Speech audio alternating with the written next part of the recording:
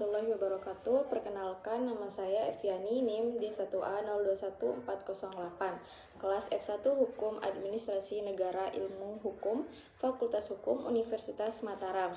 Dengan dosen pengampu Bapak Johannes Johni Konya, SHMH. Di sini saya akan berargumentasi mengenai pendapat saya.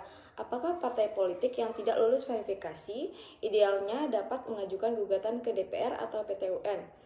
Serta apakah KPU bertindak atas nama pemerintah atau tidak? Berhubungan dengan partai politik yang mengajukan gugatan kepada DPR atas dasar verifikasi yang ditolak itu tidak tepat, karena DPR bukanlah tempat untuk mengajukan gugatan tersebut, dan DPR tidak berwenang untuk menerima gugatan yang diajukan partai politik tersebut. Sehingga partai politik bisa mengajukan gugatannya kepada PT UN karena PT UN merupakan peradilan tata usaha negara yang mempunyai tugas dan wewenang untuk menerima gugatan dari partai politik tersebut. Idealnya, partai politik yang tidak lulus verifikasi mengajukan gugatan kepada PT UN. Ini terdapat dalam Undang-Undang Nomor 7 Tahun 2017 tentang Pemilihan Umum yang mengatur tahapan pendaftaran dan verifikasi peserta pemilu. Akan tetapi, menurut pendapat saya sendiri yang lebih tepatnya lagi, partai politik yang tidak lolos verifikasi itu idealnya mengajukan gugatan ke Bawaslu, bukan ke PT UN. Bawaslu atau Badan Pengawas Pemilu yang merupakan lembaga yang penyelenggara pemilu bertugas untuk mengawasi penyelenggaraan pemilu di seluruh wilayah negara Kesatuan Republik Indonesia. Bawaslu diatur dalam Bab 4 Undang-Undang Nomor 15 Tahun 2011 tentang penyelenggara pemilihan umum. Gugatan yang diajukan ke Pengadilan Tata Usaha Negara adalah gugatan yang diajukan terhadap keputusan yang dikeluarkan oleh badan dan pejabat tata usaha negara yang melaksanakan urusan pemerintahan. Partai politik bukan merupakan sebuah badan tata usaha negara, melainkan sebuah organisasi yang bersifat nasional dan dibentuk atas dasar kesamaan kehendak dan cita-cita.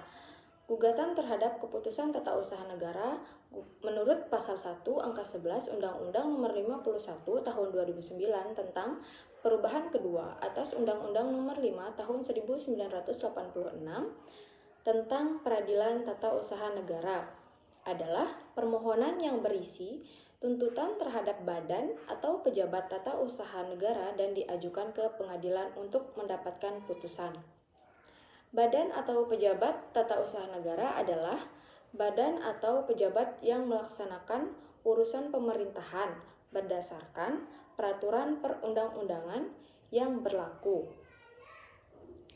Badan atau pejabat tata usaha negara yang menjadi tergugat adalah badan atau pejabat tata usaha negara yang mengeluarkan keputusan berdasarkan wewenang yang ada padanya atau yang dilimpahkan kepadanya, yang digugat oleh orang atau badan hukum perdata. Sedangkan yang dimaksud dengan keputusan tata usaha negara atau KTUN adalah suatu penetapan tertulis yang dikeluarkan oleh badan atau pejabat tata usaha negara yang berisi tindakan hukum tata usaha negara yang berdasarkan peraturan perundang-undangan yang berlaku, yang bersifat konkret, individual, dan final, yang menimbulkan akibat hukum bagi seseorang atau badan hukum perdata. Partai politik atau parpol menurut pasal 1 angka 1 Undang-Undang Nomor 2 Tahun 2011 tentang perubahan atas Undang-Undang Nomor 2 Tahun 2008 tentang partai politik adalah organisasi yang bersifat nasional dan dibentuk oleh sekelompok warga negara Indonesia secara sukarela atas dasar kesamaan kehendak dan cita-cita untuk memperjuangkan dan membela kepentingan politik anggota, masyarakat, bangsa dan negara, serta memelihara keutuhan negara Kesatuan Republik Indonesia berdasarkan Pancasila dan Undang-Undang Dasar Negara Republik Indonesia tahun 1945. Sebuah partai politik harus didaftarkan ke Kementerian Hukum dan Hak Asasi Manusia untuk menjadi badan hukum. Majelis Hakim berpendapat bahwa partai politik bukanlah badan atau pejabat tata usaha negara. Oleh karena itu, keputusan yang dikeluarkan oleh partai politik tidak dapat dijadikan objek gugatan. Di sini saya akan menjawab pertanyaan yang kedua, apakah KPU bertindak atas nama pemerintah atau bukan? KPU sendiri adalah lembaga negara yang independen yang memiliki fungsi-fungsi yang bersifat campur sari, yakni semi-legislatif dan regulatif, semi-administratif, dan bahkan semi-judikatif. Maksudnya, lembaga ini tidak saja membuat peraturan yang berlaku di wilayah kerjanya, tetapi juga melaksanakan, mengawasi, dan memberikan sanksi kepada pihak-pihak yang melanggar peraturan.